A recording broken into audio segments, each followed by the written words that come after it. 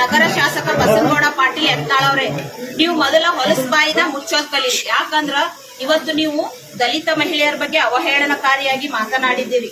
ಅದು ನೀವು ಸಂವಿಧಾನ ವಿರೋಧವಾಗಿ ಮಾತಾಡಿರಿ ಮತ್ತು ದಲಿತ ಮಹಿಳೆಯರ ವಿರೋಧವಾಗಿ ಮಾತಾಡಿರಿ.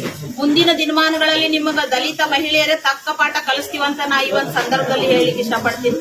ಯಾಕಂದ್ರ ಇವತ್ತು ದಲಿತರಿಗೆ ನೀವೇನು ಅವಕಾಶ ಇಲ್ಲ ಅಂತ ಏನ್ ಹೇಳಿರಲ್ಲ, ನಿಮ್ಮ ಅವಕಾಶ ಐತೋ ಇಲ್ಲೋ ಅದು ನಮಗೇನು ಬೇಡ.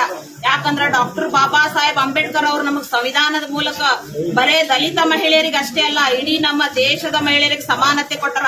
ಅಂತ ಮಹಾನ್ ವ್ಯಕ್ತಿ ನಮ್ ಸಲುವಾಗಿ ಅವರು ಸಂವಿಧಾನದ ಮೂಲಕ ನಮಗ ಸಮಾನತೆ ಕೊಟ್ಟ ಮಹಾನ್ ವ್ಯಕ್ತಿ ಡಾಕ್ಟರ್ ಬಾಬಾ ಸಾಹೇಬ್ ಅಂಬೇಡ್ಕರ್ ಅವರು.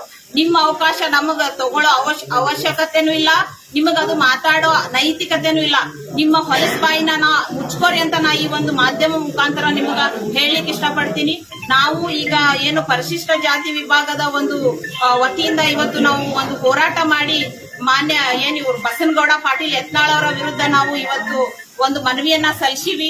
ಇಲ್ಲಿ ಒಂದು ಪ್ರತಿಭಟನೆ ಮಾಡಿ ಇನ್ನು ಮುಂದಿನ ದಿನಮಾನಗಳಲ್ಲಿ ನೀವೇನಾರೇ ಕ್ಷಮೆಯನ್ನು ಯಾಚಿಸದೆ ಹೋದ್ರೆ ಇನ್ನು ಮುಂದಿನ ದಿನಮಾನಗಳಲ್ಲಿ ಉಗ್ರವಾದ ಹೋರಾಟ ಮಾಡ್ತೀವಿ. ಮತ್ತೆ ದಲಿತ ಮಹಿಳೆಯರೇ ನಿಮಗ್ ತಕ್ಕ ಪಾಠ ಕಲಿಸ್ತೀವಿ ಮುಂದಿನ ದಿನಮಾನಗಳಲ್ಲಿ ಅಂತ ನಾ ಈ ಒಂದು ಸಂದರ್ಭದಲ್ಲಿ ಹೇಳಿ, ನನ್ನ ಹೆಸರು ಆರತಿ ಶಾಪುರ್, ಮಹಾನಗರ ಪಾಲಿಕೆ ಸದಸ್ಯರು, ವಿಜಯಪುರ.